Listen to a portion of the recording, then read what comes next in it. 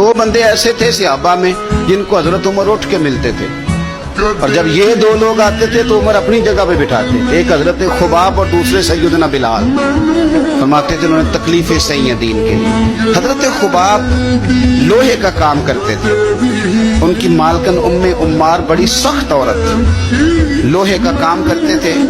हुजूर सल्लल्लाहु अलैहि वसल्लम का कलमा पढ़ गए। एक दिन मालकन को पता चल गया कि ये तो दीन इस्लाम में चला गया, तो वो आई बड़े गुस्से में बावली होकर, और आपने लोहे की सुलाख आग में रखी हुई थी तो उसने जल्दी से वो सुलाख उठाई और जनाब खुबाब के सर पे रख। जलती हुई सुलाख वो आग का अंगारा बन जाती, जल गया सर मुबारक। बड़ी तकलीफ में आए मेरे रसूल पाक सल्लल्लाहु अलैहि वसल्लम के हुजूर, अर्ज़ की हुजूर मैं तकलीफ में हूँ, मेरे लिए दुआ फरमाएं। हुजूर ने क्या जुमले कहे, कुर्बान जाए मदीने वाले की दुआओं पर, हुजूर की दुआओं पर भी कुर्बान। और मेरे आला हज़रत फरमाते हैं जब नबी पाक दुआ करते थे तो दुआ ऊपर नहीं जाती थी, कबूलियत नीचे आ जाती। अल्लाह कबूलियत को नीचे भेजता था कि वो मेरे नबी ने दुआ किया, जा जाके कबूल कर उसे। खुदा की रजा चाहते हैं दो आलम, खुदा चाहता है रजाए मोहम्मद सल्लल्लाहु अलैहि वसल्लम। इजाबत का जोड़ा, इनायत का सेहरा, दुल्हन बन के निकली दुआए मोहम्मद, और इजाबत ने झुक कर गले से लगाया बड़ी नाज से जब दुआए मोहम्मद सल्लल्लाहु अलैहि। तो रसूल पाक सल्लल्लाहु अलैहि वसल्लम ने दुआ की, और दुआ क्या की हुजूर ने?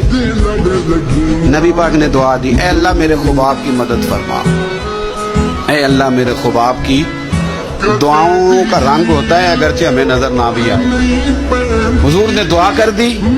अब हजरत खुबाब कहते हैं कि उस दुआ का रंग मैं सोचता था, लेकिन अब मक्के के हालात है और ज्यादा कसरत से तादाद काफिरों की है और ताकत में भी काफिर हैं, इस्लाम पे बज़ाहिर गुर्बत है। अब इस दुआ का रंग कैसे नजर आए? लेकिन अगर करम करने वाला अल्लाह हो तो फिर जरूरी नहीं कि ज़ाहिरी असबाब लोगों की नजर में आए, फिर वो रंग बना लेता है, फिर वो सारी रहमतें खुद बखुद फरमा देता है।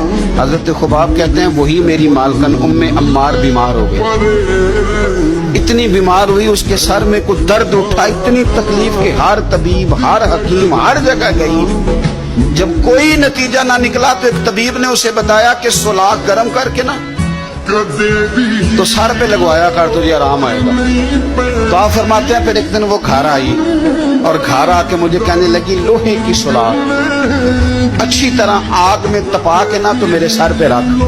कहते हैं लोहा तप रहा था, मैं पकड़ रहा था, सर पे रख रहा था, गोया मेरी तवज्जो हुजूर की उस दुआ की तरफ चली गई जो सरकार ने फरमाई कि ये अंदाज है कबूलियत का, ये अंदाज है कि कोई जंग नहीं करनी पड़ी, बस हुजूर ने दुआ कर दी अल्लाह इसकी मदद फरमा।